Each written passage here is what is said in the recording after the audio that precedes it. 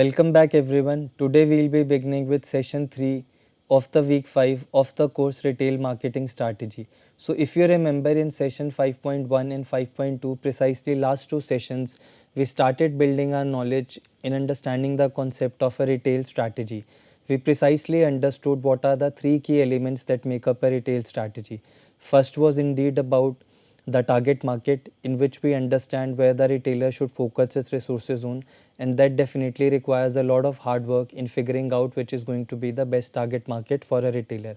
Apart from that, we also discussed about the retail formats or a retail strategy in context of promotions, visual merchandising, locations, and other strategies which a retailer needs to implement as a part of overall strategy with respect to achieving its objectives. And the final thing which we discussed was indeed about a sustainable competitive advantage. We had just touched upon what exactly is a sustainable competitive advantage, but as far as this module is concerned, we will be understanding how a retailer can actually achieve sustainable competitive advantage. So as far as this module is concerned, we will be getting ahead with the key elements of a retail strategy. Apart from that, as I just said, we will be learning how a retailer can actually achieve sustainable competitive advantage, which is all about doing something better than competitors and even maintaining it for a longer time. If you are doing something which can easily be copied by the other retailers, then definitely it is not a sustainable competitive advantage, right? I can decrease prices as a part of promotional offer, but you will also see competitors doing it immediately. Now this indeed cannot be considered as a part of sustainable competitive advantage. So this was one such example which I gave you. As we move further and we will get to this topic, we will be discussing a lot more exciting and fascinating things.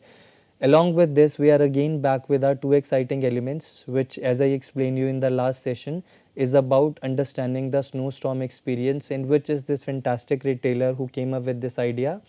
And as a part of learning something new, we will be learning about high-speed retail.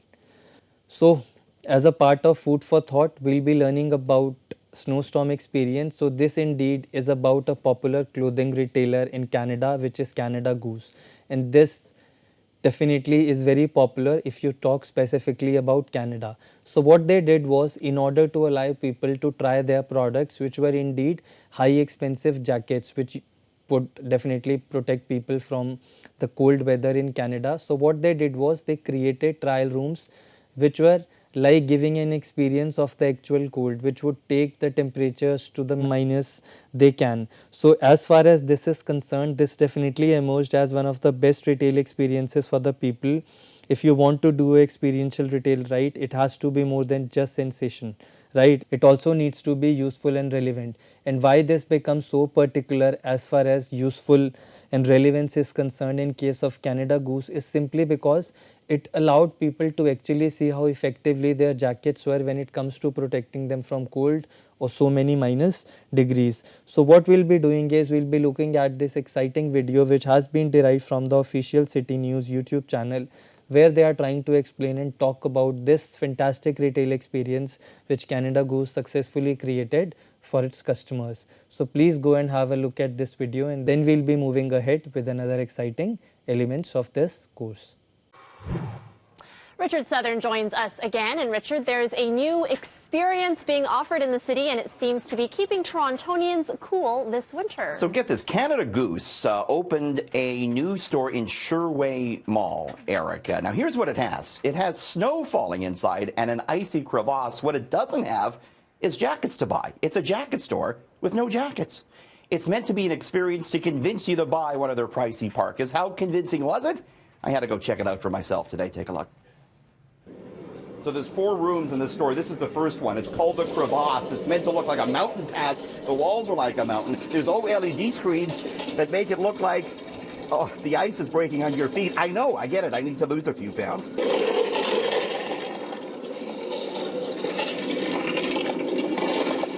So this is the next room you come into. There's a 360 projection. It's meant to make you feel kind of like you're in a glacier. And then in the middle, it's the Canada Goose products themselves, the jackets and the vests and so forth. And then over here they have interactive jackets, a little bit of light on each part of it. So say if you want to know more about the pocket, you hit the light, and then on the screen, you get all the facts.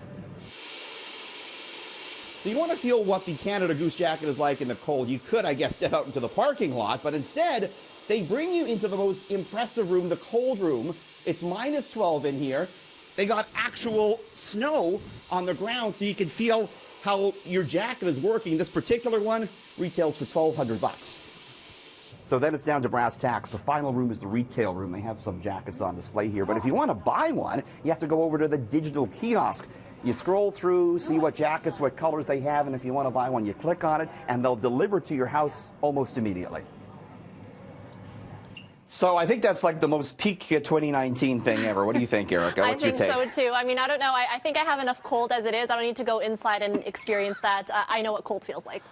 I know. It's they want to sort of, I mean, convince you to maybe buy the jacket perhaps elsewhere too, because they sell it in a lot of places. But yeah, I don't know if that's gonna fly. A little gimmicky perhaps, but I mean, I lived in Winnipeg for 3 years, so I get it. It's cold, right? You know what snow's all about. Yeah. All right, it's time. It's that time of year again. It seems almost everyone is feeling under the weather, but you might want to think twice about calling in sick to one fast food joint. Yeah, you know, we've all maybe done it. Had a few too many drinks the night before, you call in sick the next day because you're too hungover. Don't try that at Chipotle. The burrito chain, Erica, if you call in sick there, a nurse will call you back to see if you're hungover or actually sick. What? Yeah, they'll pepper you with questions.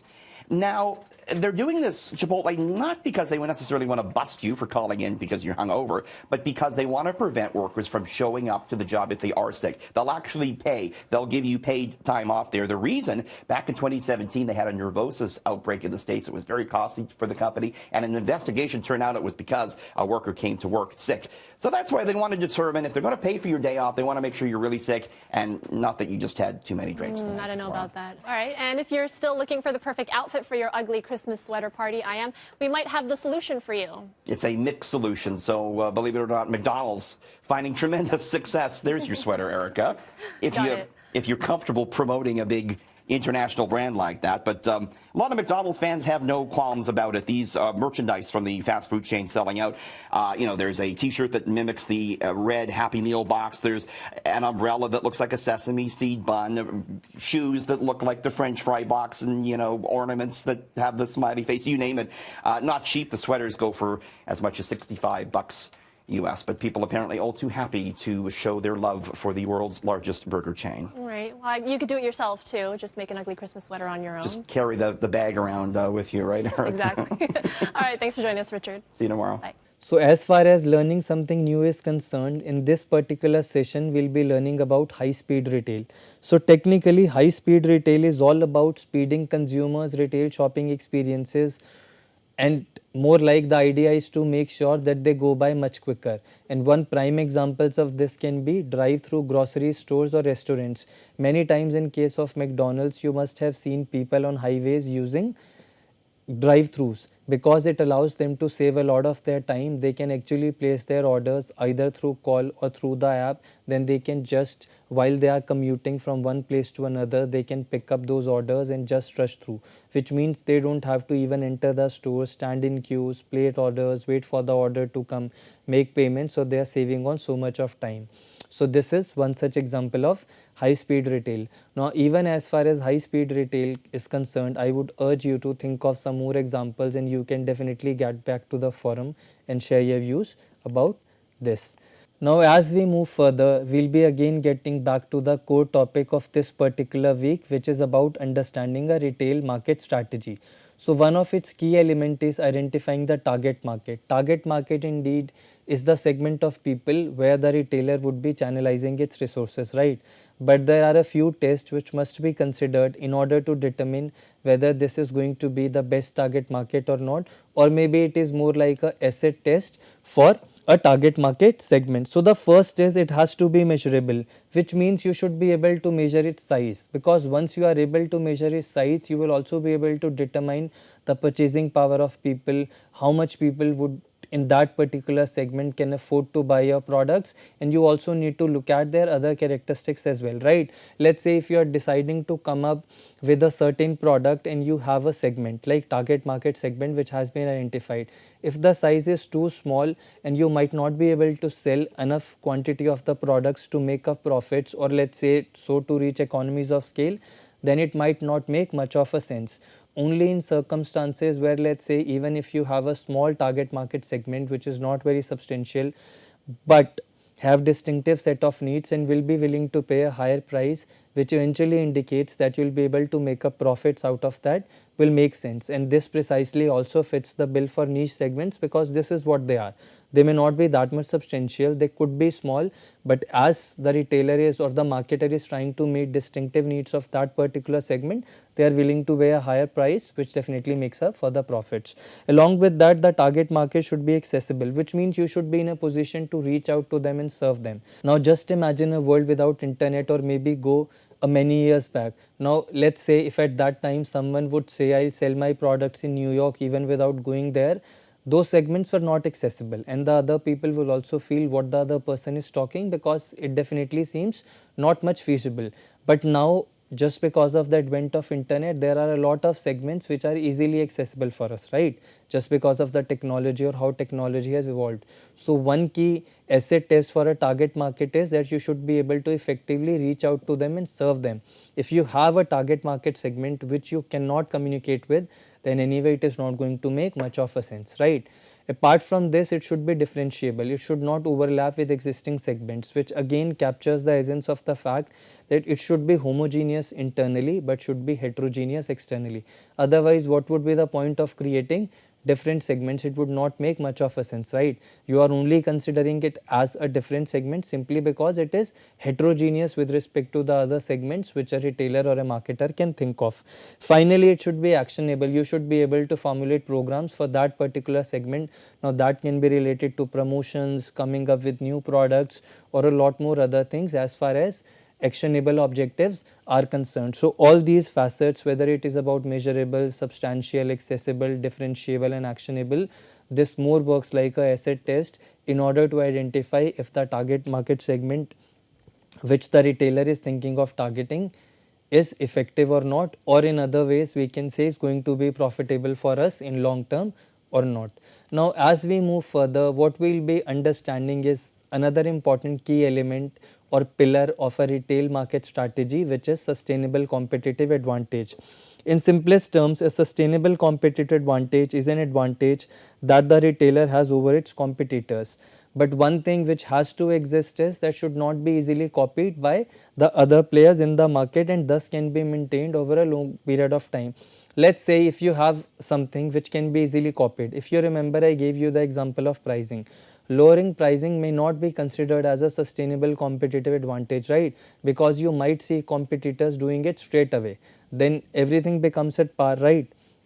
So there is a lot more to sustainable competitive advantage which we need to understand. So as you can see it on the slide, the $1,000,000 question is, how can a retailer actually develop sustainable competitive advantages? So this happens through these things. One is, it can happen by building strong relationship with customers. Now one example could be, let's say if you have very strong relationship with customers, the sales staff which you have is working on developing very emotional relationship with customers who are walking down your store, then definitely you have an edge with respect to other competitors. They might come back to your store even when the other retailers, let's say, could be offering a little more benefit with respect to pricing, but we will be indeed talking a lot more about this. Another thing is having strong relationship with vendors, or let's say this could be your suppliers. Now if you are working on strong relationship with them, you might not even access lower prices as compared to other competitors. You will also be able to kind of get access to exclusive raw materials which could be the need of the hour and might not be available easily. Apart from that, another way of achieving sustainable competitive advantage is definitely about capitalizing on the power of internal efficiency operations. If you remember, I gave you the example of Walmart, right? Now how they are able to offer everyday low pricing or very low prices as compared to other competitors in the market on daily basis? Simply because they have mastered the art of internal efficiency operations, which means they have very robust supply chains, they have very strong relationship with their suppliers and even with their customers, which helps them save a lot of cost. See, if you have a very loyal base of customers who are coming to you time and again, they will start acting as your advocates, which means they'll talk about your brand positively and share their experiences with others also. They will start defending your brand. Now just imagine in ways how much you are saving on your marketing cost as well. So this is just one of the examples to put things in perspective. So when you club strong relationship with customers, strong relationship with vendors and internal efficiency operations, you actually achieve a sustainable competitive advantage as far as your competitors are concerned. Now what are the various sources of advantages and what is less sustainable and more sustainable? We will be looking at these perspectives now. See, whenever you are talking about customer loyalty, so this again is going to happen when you work towards building strong relationship with your customers along with offering them best of services and very quality offerings at best prices without compromising on quality, which we technically call as value offerings. But whenever you are talking about customer loyalty, if the customers are only coming to you simply because of limited competition in that particular area, in that particular segment, it is indeed going to be less sustainable, right? Because they are simply coming to you because they don't have other options.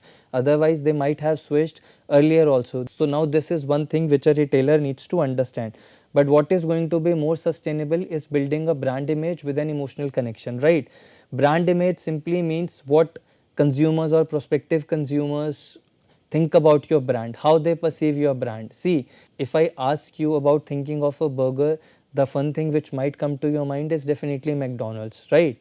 So this is again one way of building a brand image and developing a very strong emotional connection with your customers or prospective customers. But this definitely requires a lot of work on daily basis as far as marketers and retailers are concerned.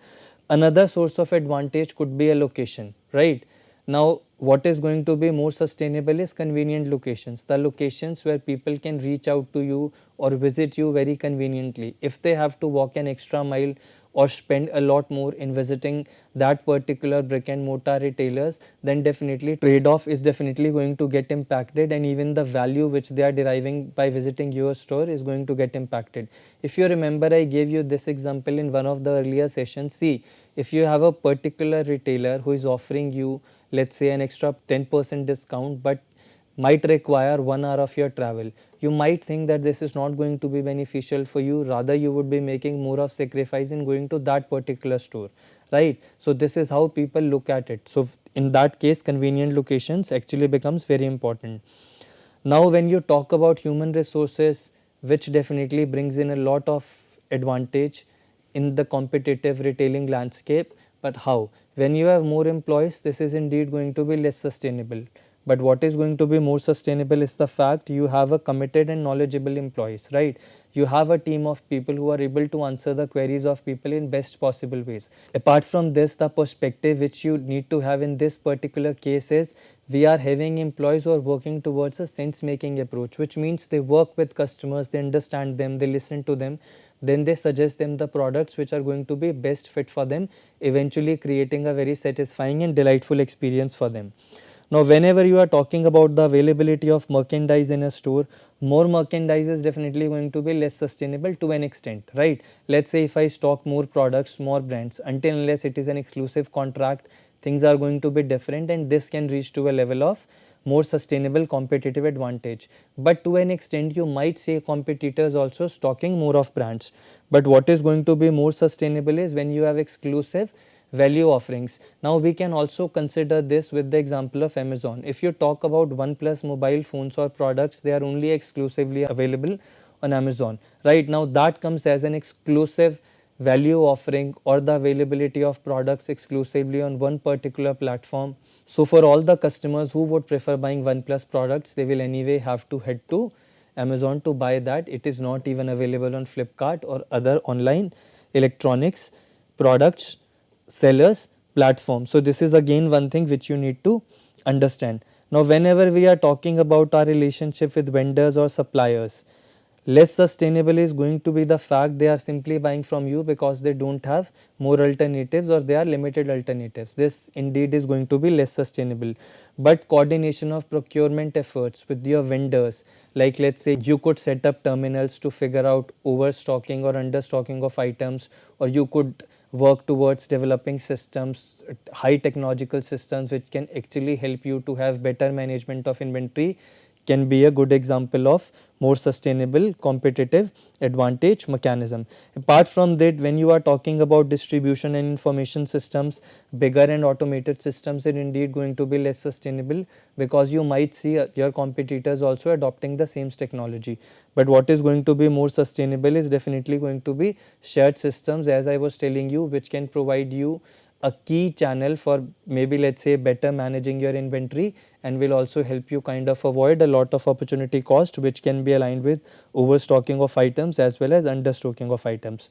Finally, when you talk about customer service, what is going to be less sustainable in indeed hours of operations. It's not like if you are operating your store from morning 8 a.m. to 12 p.m. at night, that is going to bring an advantage, because you might see other competitors also copying it is quite easily. So this again is going to be less sustainable. What is going to be more sustainable is knowledgeable and helpful salespeople, because these are the facets which are going to go a long way in creating a set of satisfied and delighted customers. So I'll sum up this for you. What is going to be more sustainable is to build a strong brand image with an emotional connection with your customers, have your stores at convenient locations, committed and knowledgeable employees who can actually adopt a sense making approach and can help customers identify the ideal product fit, having an exclusive merchandise. We also considered the example of OnePlus in this case, which is exclusively available on Amazon. Then coordination of procurement efforts and having shared systems can also bring in more sustainable competitive advantage with respect to distribution systems and information systems. And finally, when you are talking about customer service, it precisely comes from having a knowledgeable and helpful sales staff, then just increasing the hours of operations. Now, as far as this module is concerned, I really hope that you enjoyed learning about how retailers can actually build or achieve a strong sustainable competitive advantage. And I also hope that you got the perspective about acid test for the effective targeted market segments. Now, as we move further, we will be learning a lot more exciting things about the retail strategy and a lot more interesting facets as far as the present retailing dynamics are concerned. Thanking you for now and wishing you a good day ahead. Looking forward to meeting you soon.